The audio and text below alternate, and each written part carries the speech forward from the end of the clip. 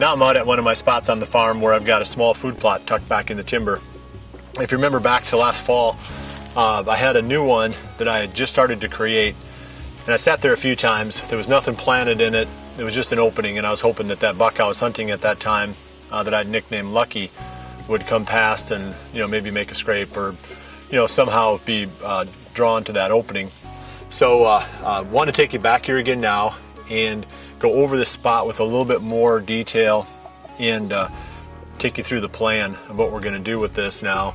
The tree stand is right over my left shoulder, and this is where I spent the whole season, not the whole season, but the days that I hunted it last season was in that tree.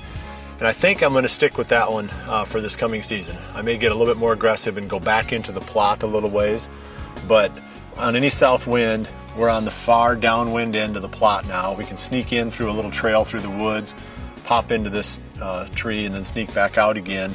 And the plot itself is L-shaped.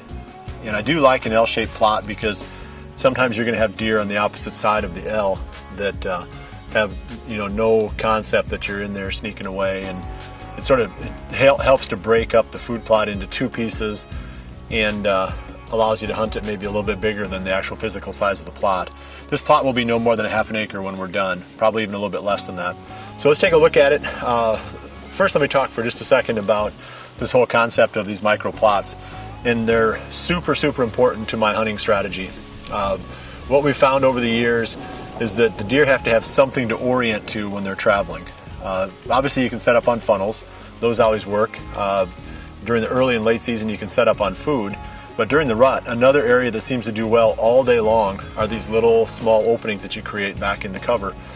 And I like to have food in them because that just gives the does a reason to pop in there mornings and evenings, and then that gives the bucks, obviously if the does are popping in there, it gives the bucks a reason to come and check the spot out too.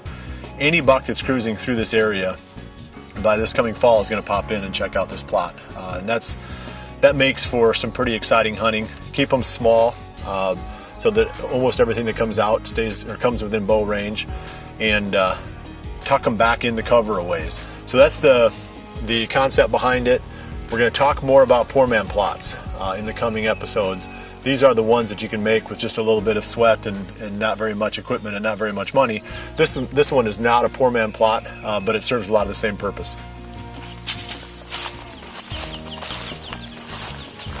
Okay, like I said, this is just an L-shaped plot, and we've already done some work in here. I came in back in, I don't know, maybe early October last year and cleared out a section of it. And it was mostly an area that we've done a lot of timber stand improvement over the years, where there was a lot of trees that were downed and it opened it up and it had grown up real brushy. But having these, like I said, these micro plots back in the timber is really valuable. So I decided to give up this one as a bedding area and turn it into one of these more social hubs. So first step was, in these situations, is always to come in and cut down whatever trees are there and make the plot the correct size and the correct shape. Like I said, between a quarter and a half acre is plenty big enough, and an L shape is pretty nice. Locations are important. I like to be up on top of a ridge, like we are here. You get down in the valley and you run into that swirling winds, like we've been talking about in the past few episodes. So you want to map that out first. Make sure that you're going to be able to get into and out of the spot without bumping into a lot of deer. Make sure that when you're sitting in there, you're going to have some kind of a foolproof wind where you're not going to get picked off by a lot of deer while you're in the stand. So we arrived at this spot. And there's plenty of other options around this food plot. It drops off into a steep valley on that side. We could come all the way through and set up on that edge and hunt it on a north wind, come in this direction, or we can stay real conservative and stay on this end where we first started and hunt it on a south wind. So let's kind of walk this one around. Like I said, we came in here with the Cabela's equipment and removed a bunch of the sort of dead trees and brush and stuff that we could push out. There's a lot left in this project though if you look at it. There's a lot of stumps. There's a lot of rough ground. There's a lot of brush. We're gonna have to get back in here with the equipment. So there's a lot to do yet on here, and we'll bring that to you over the next few episodes. But let's take another look at it. It's got a nice sunny exposure here. Sort of lays, where you're gonna catch sunlight most of the day.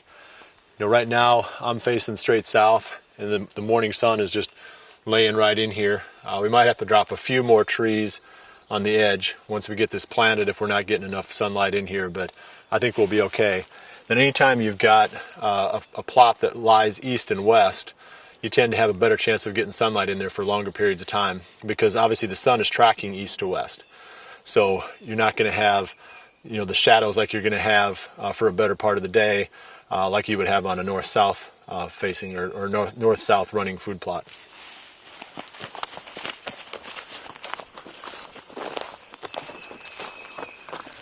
Okay, we're at the corner right here, and I can see a few more trees I'm going to take out. You know, maybe this little small shingle oak. There's another shingle oak a little bit further back in there. I won't take out that big one there. And then we'll kind of wrap in, make a little small end to it there. So I'd say right now I'm standing about 60 yards, roughly maybe 55 to 60 yards away from the tree stand. It's probably another 40 yards or so, 45 yards down to the end of the plot.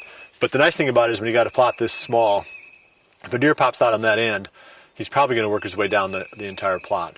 You need to get on these things, because now's the time. I'm a little bit reluctant to start spraying right now. That's going to be a step that we're going to use pretty soon on the poor man plot. But you've got to have enough heat during the day that the plants are growing aggressively. In this coming week, it looks like the forecasts are calling for a lot more warmer temperatures. So it might be time to start spraying and killing some of these areas that we're going to put into plots. The poor man plot really relies a lot on, you know, killing everything that's there and then burning it off, all the residue. But this one here, we got some more dirt work we got to do first, and then we'll go ahead and spray it and get it ready. So keep following us over the next couple of weeks here. This location is critical to any hunting that we do in this part of the farm. And it's a cool spot. Like I said, lays up on the ridge, right in that core area where we've been hunting some of these better deer over the past few seasons. So we want to make sure that this is going to be ready for us by fall.